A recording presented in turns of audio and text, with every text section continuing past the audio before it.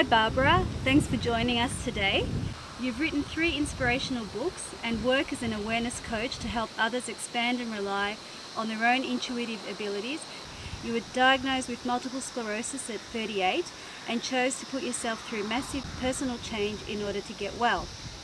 What inspired you to go down this road instead of the well-trodden path of medication and acceptance of the diagnosis? Oh, what a good question. It seemed like there wasn't even a question about it. When I look back, it was just obvious to me. When was it? It was 25, 30 years ago, at age 38, that there was a reason why I had attracted this experience. But looking back, I can now get an awareness that there is probably something in me that really needed that experience in order to move through a lot of limiting beliefs about who I am and what's possible. For example, I just assumed that I was somebody who, if things got rough, I would pack up my tent and, probably just wander off the planet. I've read books for years of people who are in Holocausts and things like that, and thought, oh, I could never do that.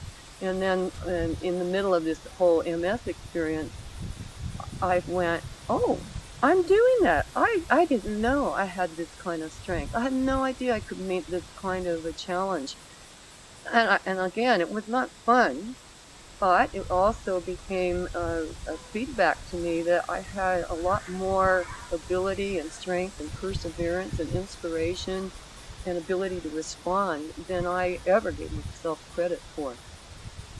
When it all happened, when it came on, I was I was 38, and I was somebody who is out there identifying myself as the woman who, whopped butts in racquetball and had a very busy little business and husband and very active.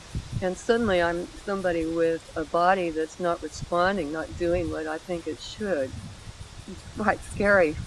And then slowly I began to learn from various medical people that what I had was probably multiple sclerosis, which became, in some ways, and I know other people whose illnesses will verify this, I actually spent a year trying to find out what the hell is going on here. And when I finally did get someone who said, this is MS, or at least that's the best I can do for you, there was a part of me that went, oh, in a way I'm relieved, because I don't know what else. It's like when you don't know what the enemy is, how do you know how you're going to respond? I had a choice, for example, of whether to join the Multiple Sclerosis Society. Yes. And there was something in me that went, and I was new to kind of really being aware of things, but if I go to someplace that identifies me, and I identify myself as a victim of multiple sclerosis, I'm here because I have multiple sclerosis, how reinforcing is that of this disease?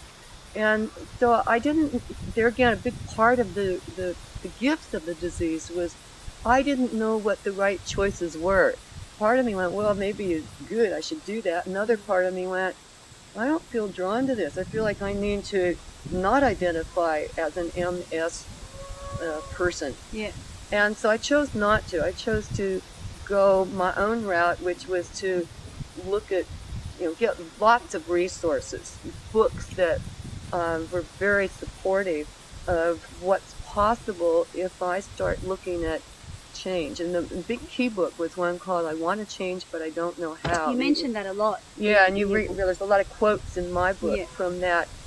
And I realized I need to change. If I've got a disease, there's something I need to change that might change the disease. What is it?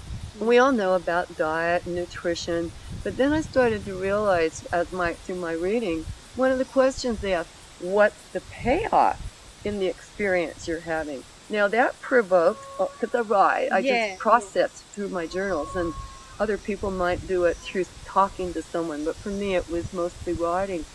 I found myself, so what is the payoff of having MS? And I just blew myself away when I found what I'd written, which was, there are payoffs in this disease. For example, I was in I've been working really, really flat out, burning myself out in a little flower shop So business. sorry to Yeah, so go when you ahead. say payoff, you mean like what is the benefit? Yeah, what's Yeah, the benefit? right. Okay. Why might I, not consciously, but why might my subconscious say, oh, let's have a disease here? And that's not just something like the flu. Let's have something that's major. So I went, I've actually been in this business for so many years, and I'm not that excited about it anymore, and I feel like I'm running around all the time, and the truth is I really like to get out of it. And then I realized if I have an illness such as MS, people will watch me close the doors and they'll say, she did not fail. She has MS, poor thing, so what can you expect? And another, I mean, that was when I went, ooh, this is sick. because deep down you did want to give it up. You did want to. I didn't want to close look the like a business. failure. I wanted to look like a success. Yep. And there was a part of me that, way back then, now I do it very different now, but then I had no concept or ability to look at the possibility that I could just be a proud, powerful woman and say, we're done with this. Yeah. I went out and I found local people who had MS and were doing fine. That gave me a tremendous sense of possibility. Yep. I went out and I found books about people who had conquered all kinds of things. That gave me the sense of possibility.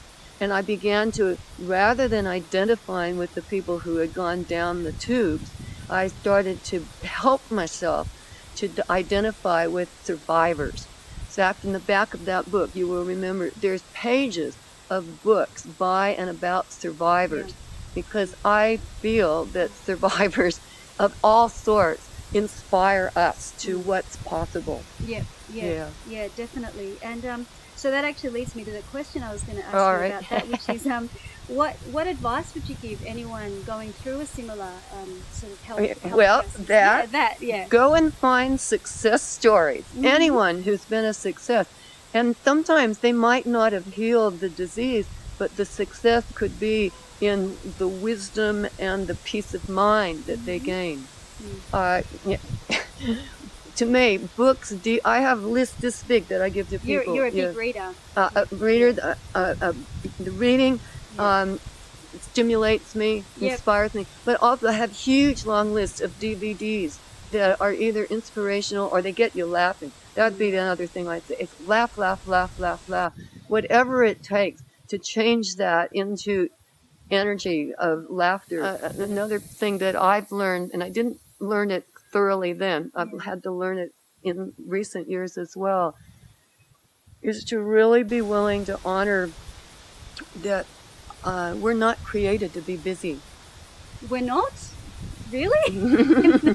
Surprise, surprise. If you go to any city and you see the people walking around, you think that that's exactly what we're created. And that's, believe me, that's a big identity for me as somebody who needs to be out there expending energy, getting things done.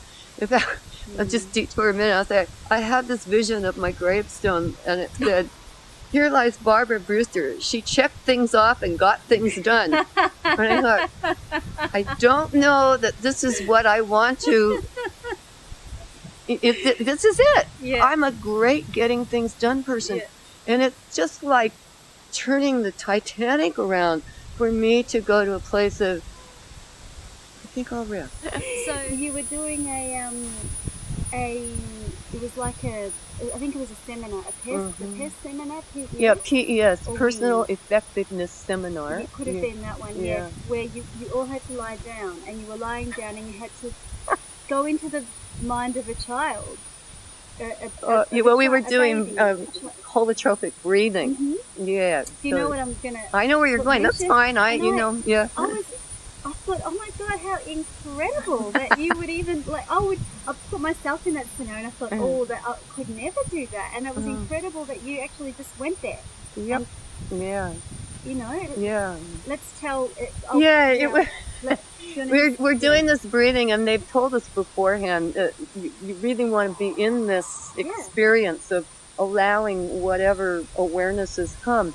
And I'm breathing away here, and there's, I don't know, 50, 60 people around me breathing. We're lying on the floor, and I really have to pee. Yeah. And I'm thinking, I don't want to break this experience. It'd be really a shame to move it, but boy, do I have to pee.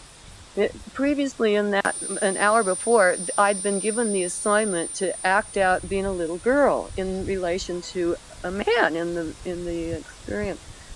And I'm going, oh, well, a little girl would probably not worry about it. And I go, gee, what would I wear?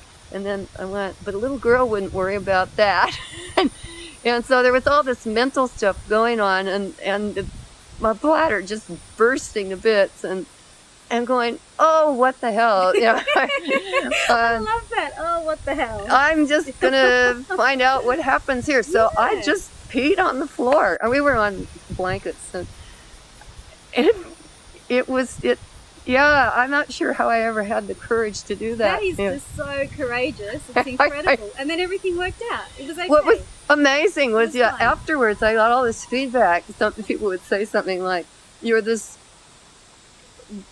woman who's willing to change, and you're elegantly letting go. Yeah. And what's funny is that then years later, I'm on a bus in Afghanistan, in this desert. There's nowhere, not a weed, not a wall, nothing. And there's about 1,000 people sitting on the roof of the bus and everything.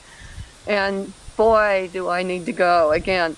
And so there's no choice except to just hop out of the bus and have everybody, of course you're wearing very voluminous clothes, so it's not, but the more, and again, hitchhiking across the Nullarbor and through Australia, there's lots of times when you just can't be modest. So that was probably a peak experience in my learning.